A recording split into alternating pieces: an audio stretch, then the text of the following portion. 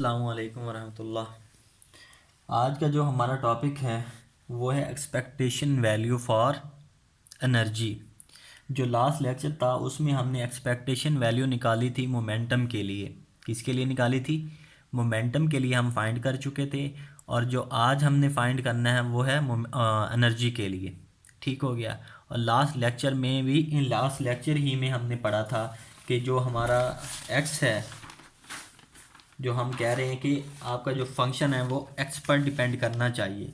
तो हमने क्या कहा था? हमने ये कहा था कि जो पी है और जो एक्स है वो ना तो पी पर डिपेंड करता है ना ही टाइम पे।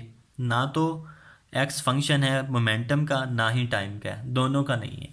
ठीक है। तो एनर्जी के लिए हमें टाइम की ज़रूरत होती है और मोमेंटम के लिए हमें पोजीशन की होती है। और ये हम जानते हैं कि हमने पढ़ा था हाइजेनबर्ग अनसर्टेनिटी प्रिंसिपल। उससे रिलेटेड हमने पोजीशन और मोमेंटम की बात की थी। ठीक है। इसी तरह एनर्जी और टाइम भी दो चीज़ें आपस में रिलेट करती हैं। ठीक हो गया।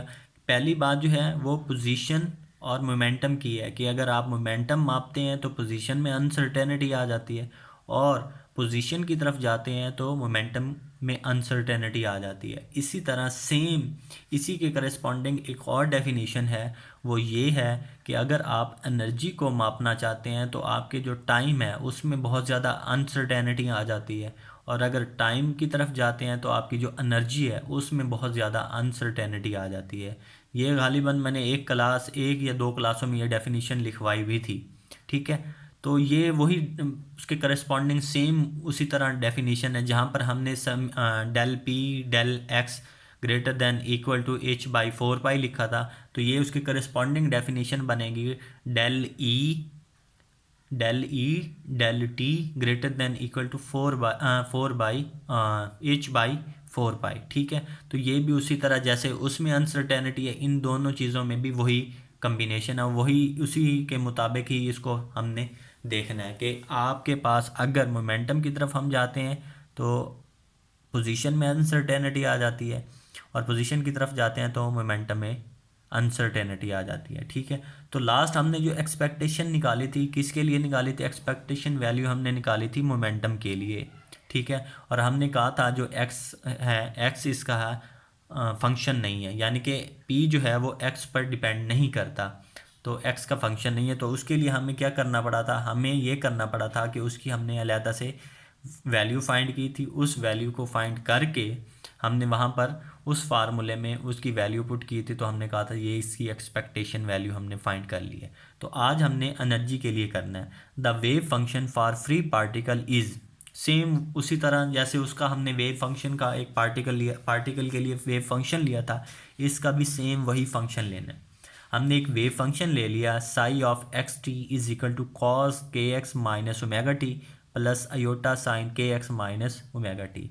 यह आपने एक वेव फंक्शन ले लिया। ठीक है। अब क्या करना है? अब हमने इसको डिफ्रेंशिएट करना है विद रिस्पेक्ट टू टाइम।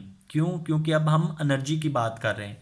जब आप एनर्जी की बात करेंगे तो आप इसको डिफ्रेंशिएट करेंगे विद रिस्पेक्ट टू टाइम, और जब आप मोमेंटम की बात करेंगे तो आप इसको डिफ्रेंशिएट करेंगे विद रिस्पेक्ट टू एक्स। अगर एक्स से करेंगे तो टाइम कांस्टेंट रखेंगे, और अगर टाइम से करेंगे तो एक्स कांस्टेंट रखेंगे। ठीक हो गया। तो ये हम टाइम से डिफ्रेंशिएट कर रहे हैं, तो curly psi of x T over curly T is equal to, यहाँ से जब आप इसका डेरिवेटिव लेंगे कॉज का साइन, ठीक हो गया, ओमेगा आ जाएगा minus omega minus minus plus हो जाएगा omega sine k x minus omega T. इसी तरह minus omega minus iota omega cause of के एक्स माइनस ओमेगा टी आ गया आपके पास। ठीक है। तो फिर यहाँ से आपने iota omega minus iota omega common ले लेना है, तो आपके पास आ जाएगा कॉज के x minus omega t plus iota sine k x minus omega T, और ये वही वेव फंक्शन ही हो जाएगा। तो हमारे पास जो आंसर बनेगा वो ये बनेगा minus iota omega Sai of x T. तो ये हमारे पास वैल्यू बन गई। ठीक हो गया। अब क्या करना है? अब हमने इस ओमेगा की यहाँ पर वैल्यू पुट करनी है। As we know that energy की इक्वेशन द प्लांक्स कांस्टेंट था, E is equal to H nu, हम जानते हैं। और हमारे पास जो ये है वेव वेक्टर है ओमेगा, या वेव नंबर जिसको हम कह रहे थे पहले, तो ये होता है 2 पाई न्यू। यहाँ से आप न्यू की वैल्यू फाइंड कर लेंगे तो वो आएगी ओमेगा ओवर 2 पाई। इस ओमेगा ओवर 2 पाई को जहाँ पर एनर्जी की वैल्यू है न्यू की जगह आपने इस न्यू की value omega by 2 pi put कर देना। तो ई बन जाएगा E is equal to h omega over 2 pi, h omega over 2 pi, और एच बाई 2 पाई हमारे पास होता है एच कट। ये मैंने आपको पहले भी बताया था कि एच बाई 2 पाई हमारे पास क्या होता है, एच कट के इक्वल होता है। तो हमारे पास यहाँ से ओमेगा आ जाएगा ई बाई एच कट। ठीक हो गया। एच लाइन पढ़ लें या एच कट पढ़ लें, आपकी मर्ज़ी है। तो ओमेगा हमारे पास आ गया ई बाई एच कट।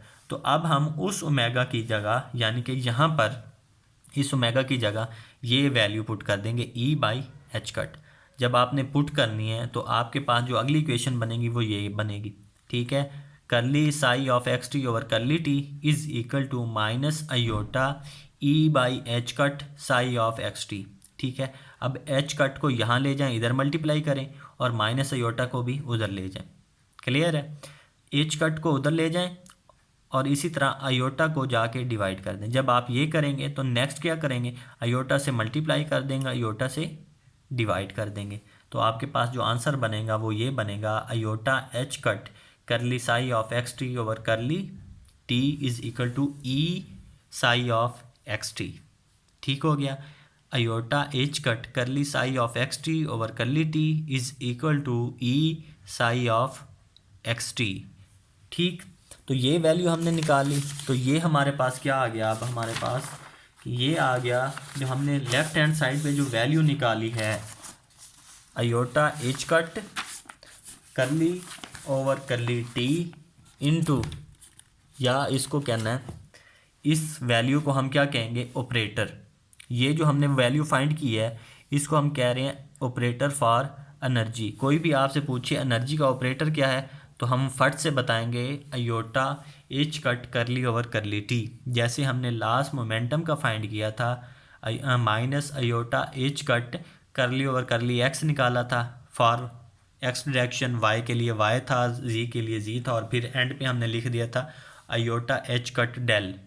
ठीक है, वो जनरल फॉर्म हमने लिखी थी। तो ये जो ई है ये आपका यहाँ पर ऑब्जर्वेबल है, ये क्या है आपका ऑब्जर्वेबल है। तो फिर आपने यहाँ पे ये देखें, ईज ऑपरेटर किसकी और इसकी है, ये कौन सी वैल्यू है, एनर्जी ऑपरेटर की वैल्यू है iota H cut curly over curly T. Clear हुई बात कि ये आपने इसका ऑपरेटर फाइंड कर लिया, इस ऑब्जर्वेबल का एक ऑपरेटर। अब हमें अंदाज़ा हो गया, तो पी के लिए हमने एक ऑपरेटर निकाला, इसी तरह ई के लिए हमने एक ऑपरेटर निकाला। तो इसके अलावा हमारे पास जो ऑब्जर्वेबल या डायनामिकल वेरिएबल्स हैं, ऑब्जर्वेबल या फिर डायनामिकल वेरिएबल्स हैं, जिसमें काइनेटिक एनर्जी भी आती है, पोटेंशियल एनर्जी भी आती है, टोटल एनर्जी भी आती है, एंगुलर मोमेंटम आता है, जो भी वैल्यूज़ आती हैं जो डायनामिकल वेरिएबल्स हैं हमारे, तो उनके करस्पॉन्डिंग, हर वैल्यू के करस्पॉन्डिंग हमें क्या एक ऑपरेटर मिलेगा या नहीं मिलेगा।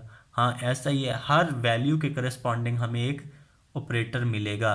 तो इसलिए मैंने नीचे लिखा है, in quantum mechanics for every dynamical variable or observable quantity we have operator, we have an operator.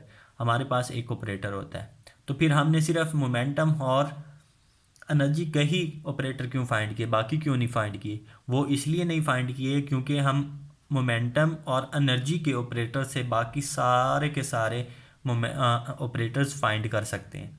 वो बहुत इजी हैं, वो फाइंड करना इजी है, वो इन्हीं से फाइंड हो जाएंगे। या तो इनसे फाइंड हो जाएंगे, या हमने एक एक्स वाला जो एफ ऑफ एक्स वाला फार्मूला पढ़ा था, जो एक्स पर डिपेंड करता होगा, वो तो उस फार्मूले से फाइंड हो जाएंगे। बाकी जो हैं वो इनसे, मोमेंटम और एनर्जी के फार्मूलों से यूज़ हो जाएंगे और इन्हीं से हम फाइंड कर लेंगे। कैसे, वो देख लेते हैं। तो हम काइनेटिक एनर्जी का एक ऑपरेटर निकाल के देख लेते हैं कि कैसे हम इनसे, इनको यूज़ करते हुए वो कैसे फाइंड कर सकते हैं। तो T is equal to 1/2 half mv²। ये हमारे पास किसका फार्मूला है, काइनेटिक एनर्जी का फार्मूला है।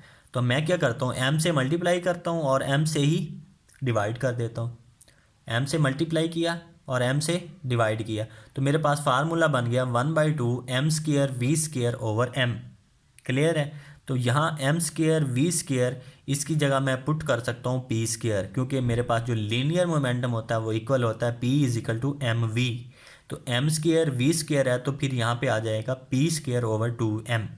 और पी स्क्वायर क्या है, मोमेंटम, और मोमेंटम का ऑपरेटर क्या है, हमने कल पढ़ा था फॉर एक्स एक्सिस, तो minus iota H cut curly over curly x का स्क्वायर, यही था ना, यही हमने पढ़ा था कल लास्ट लेक्चर में। हमने जब मोमेंटम का ऑपरेटर फाइंड किया था तो वो ये था minus iota H cut curly over curly x, तो इस पी की जगह हम वो पुट करेंगे और उसका whole square multiplied by 1/2m, फिर क्या होगा, माइनस जो है वो ख़त्म हो जाएगा स्क्वायर की वजह से, फिर आ गया आयोटा, आयोटा का स्क्वायर होगा तो फिर माइनस लग जाएगा, ठीक है। एच कट का स्क्वायर वो आ गया, करली स्क्वायर करली एक्स स्क्वायर और 2m नीचे मल्टीप्लाई हो जाएगा। क्लियर है यहाँ तक कि ये आपने क्या किया, काइनेटिक एनर्जी का एक ऑपरेटर फाइंड कर लिया। किसका फाइंड कर लिया, ये आपने ये जो फाइंड किया है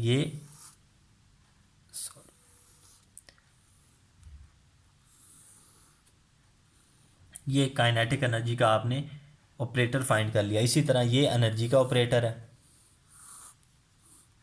और वो जो इससे पहले किया था वो हमने मोमेंटम का ऑपरेटर फाइंड किया था। इसी तरह हम पोटेंशियल एनर्जी का भी ऑपरेटर फाइंड कर सकते हैं, लेकिन मोमेंटम एनर्जी का ऑपरेटर जो है वो खुद ही है, क्योंकि वी जो है वो एक्स पर डिपेंड करता है, ठीक है। जो वी है वो एक्स पर डिपेंड करता है, तो उसका ऑपरेटर वो खुद ही होगा। तो हम क्या करेंगे आगे, टोटल एनर्जी के लिए क्या कर सकते हैं, इस काइनेटिक एनर्जी को साथ पोटेंशियल एनर्जी को ऐड कर दे तो हमारे पास टोटल एनर्जी का भी ऑपरेटर आ जाएगा। कोई आपसे अगर एंगुलर मोमेंटम का वो पूछे तो वो क्या होता है, एंगुलर मोमेंटम का होता है L is equal to R cross P, तो P क्या है आपके पास, फिर मोमेंटम है, तो आप मोमेंटम का ऑपरेटर वहाँ डालें और फिर उसको सिंप्लीफाई करें तो आपके पास एंगुलर मोमेंटम का भी ऑपरेटर आ जाएगा। तो इस तरह हम जितनी भी हमारे पास डायनेमिकल वेरिएबल्स हैं या ऑब्जर्वेबल्स हैं उनके हम उनके करस्पॉन्डिंग उन वैल्यूज़ के करस्पॉन्डिंग उनके ऑपरेटर्स फाइंड कर सकते हैं। तो हमने ये ज़्यादा जो हमने ज़ोर देना था वो एक एनर्जी ऑपरेटर पर और दूसरा था उस पे मोमेंटम के ऑपरेटर पे, क्योंकि ये आगे चल के श्रोडिंजर वेव इक्वेशन जो अब आगे हम पढ़ेंगे उसमें यूज़ होने वाले हैं। दोनों एनर्जी और मोमेंटम दोनों के ऑपरेटर्स वहाँ पे यूज़ होंगे, तो फिर हम आगे उसको श्रोडिंजर वेव इक्वेशन करेंगे, ठीक है।